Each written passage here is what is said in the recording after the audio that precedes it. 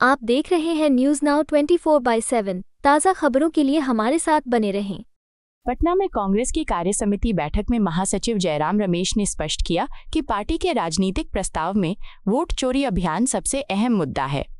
राहुल गांधी के कर्नाटक के महादेवपुरा और आलन से किए गए खुलासे सिर्फ शुरुआत हैं और आने वाले दिनों में और खुलासे होंगे। 15 सितंबर से 15 अक्टूबर तक चलने वाले हस्ताक्षर अभियान के तहत 5 करोड़ हस्ताक्षर चुनाव आयोग को सौंपे जाएंगे। जयराम ने कहा कि चुनाव आयोग जवाबदेह नहीं है और नरेंद्र मोदी अमित शाह की कठपुतली बन चुका है। रमेश ने मोदी सरकार की कूटनीति विफलता पर भी प्रहार किया, खासकर सऊदी अरब पाकिस्तान हालिया समझौते को इसका प्रमाण बताया। जीएसटी को शुरू से गब्बर सिंह टैक्स बताते हुए कहा कि नोटबंदी और जीएसटी ने अर्थव्यवस्था को झटका दिया। 8 साल बाद मजबूरी में जीएसटी दरों में कटौती हुई, लेकिन आमदनी न बढ़ने से बाजार प्रभावित रहेगा। सामाजिक ध्रुवीकरण और जातिगत जनगणना पर कांग्रेस के दबाव के कारण सरकार ने 2027 में जनगणना कराने का निर्णय लिया। बिहार में 65% आरक्षण की घोषणा हुई, लेकिन उसे संवैधानिक सुरक्षा नहीं मिली, जो डबल इंजन सरकार की विफलता है।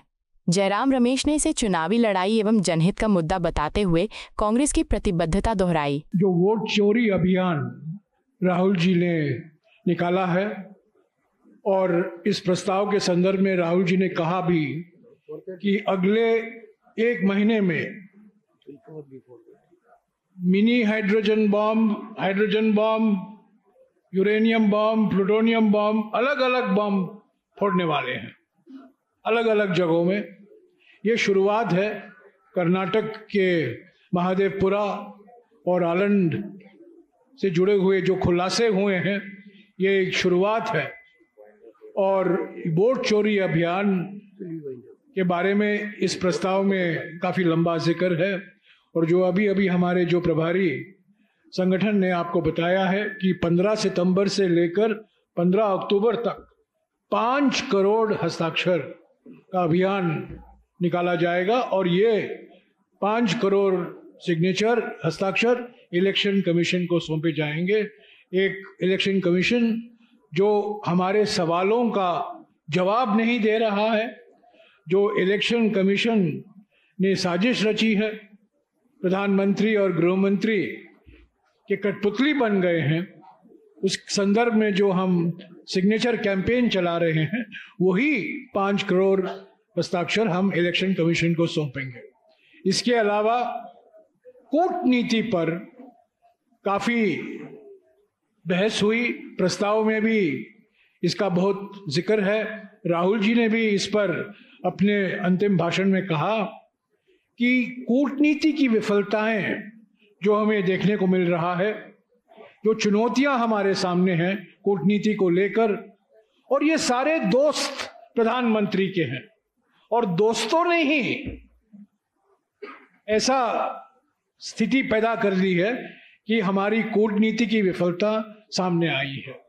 अमेरिका, चीन और कुछ ही दिन पहले हमें समाचार पढ़ने को मिला कि सऊदी अरेबिया ने भी पाकिस्तान के साथ एक सिक्योरिटी मामलों पर, सुरक्षा मामलों पर एक समझौता किया है।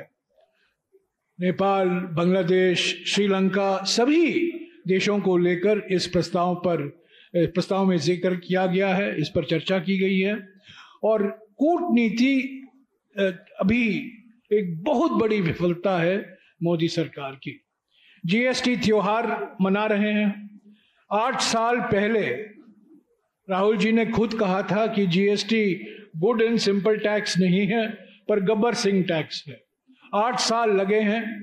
पहला धक्का हमारे अर्थव्यवस्था को नोटबंदी से मिला और दूसरा धक्का 1 जुलाई 2017 को एक गब्बर सिंह टैक्स से मिला।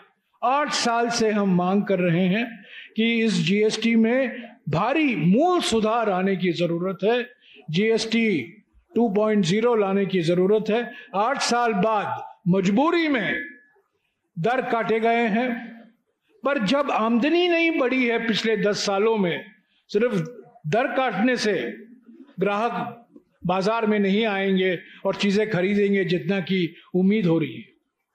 तो इस जीएसटी को भी लेकर ये जो सुधार या जीएसटी में जो परिवर्तन ये दावा कर रहे हैं प्रधानमंत्री, ये बहुत अधूरा है, बहुत अपर्याप्त तरीके से किया गया है, सही तरीके से नहीं किया गया है। राज्यों पर इसका बहुत भारी बोझ बढ़ेगा। मुआवजा राज्यों को सही मायने में नहीं मिल रहा है।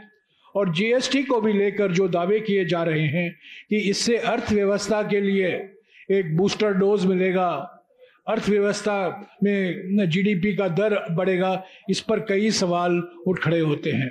सामाजिक ध्रुवीकरण को लेकर प्रस्ताव में चर्चा है और सामाजिक न्याय को लेकर खास तौर से जाति जनगणना जो एकमात्र कारण है।